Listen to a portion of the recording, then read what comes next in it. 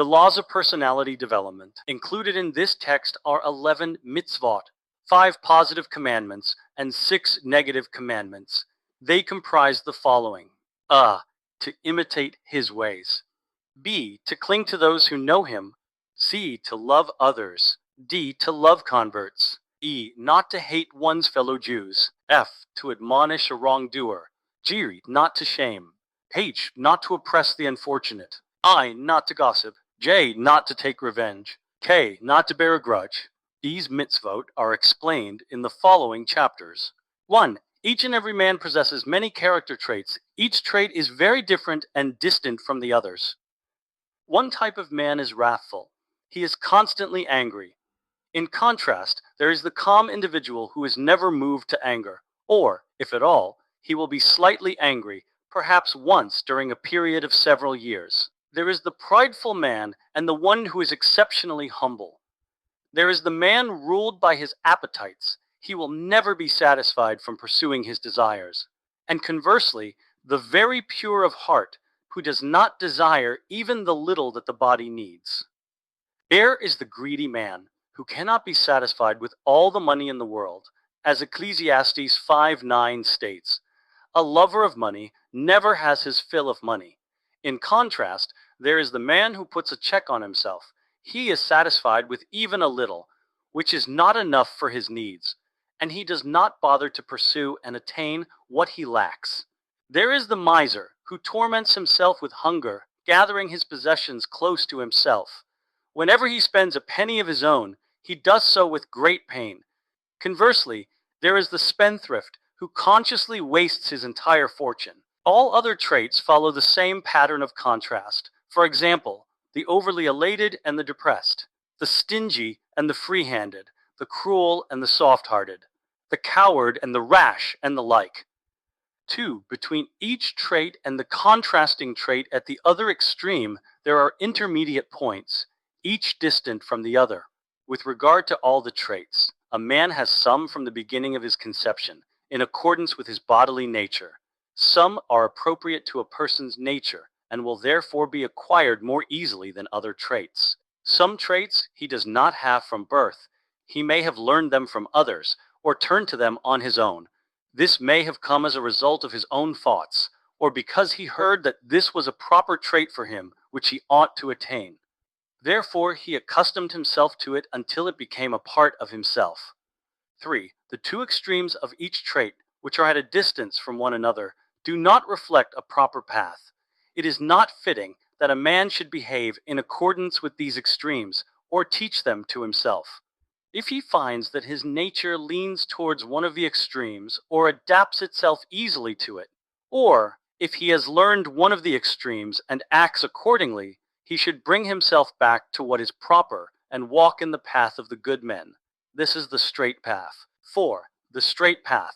This involves discovering the midpoint temperament of each and every trait that man possesses within his personality. This refers to the trait which is equidistant from either of the extremes, without being close to either of them. Therefore, the early sages instructed a man to evaluate his traits, to calculate them, and to direct them along the middle path, so that he will be sound of body. For example, he should not be wrathful, easily angered, nor be like the dead, without feeling. Rather, he should adopt an intermediate course, i.e., he should display anger only when the matter is serious enough to warrant it, in order to prevent the matter from recurring.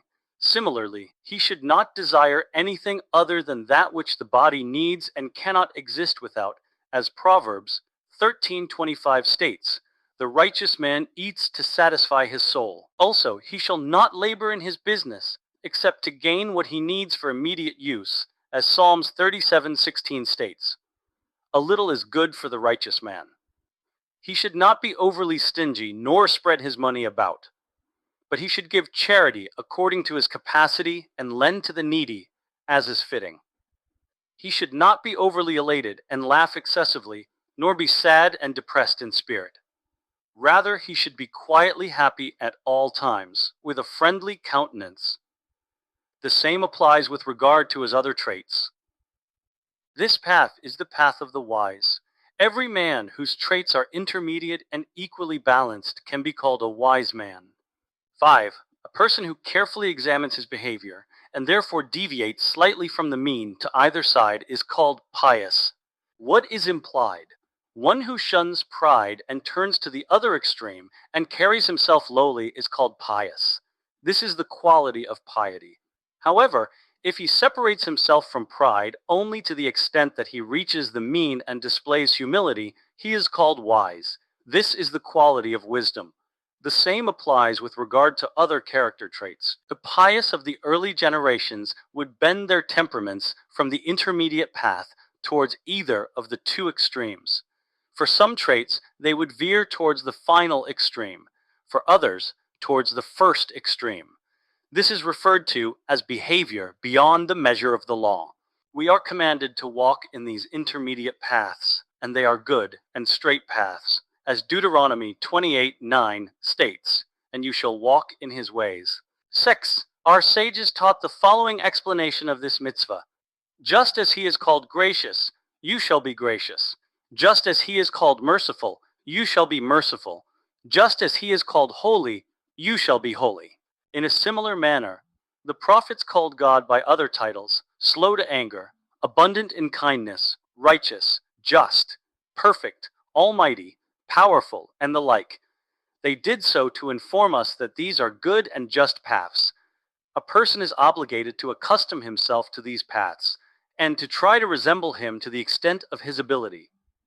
How can one train himself to follow these temperaments to the extent that they become a permanent fixture of his personality? He should perform, repeat, and perform a third time the acts which conform to the standards of the middle road temperaments. He should do this constantly until these acts are easy for him and do not present any difficulty. Then these temperaments will become a fixed part of his personality. Since the Creator is called by these terms, and they make up the middle path which we are obligated to follow, this path is called the path of God. This is the heritage which our patriarch Abraham taught his descendants, as Genesis 18:19 states, "For I have known him so that he will command his descendants to keep the path of God." One who follows this path brings benefit and blessing to himself, as the above verse continues, so that God will bring about for Abraham all that he promised. Please share this video and be well.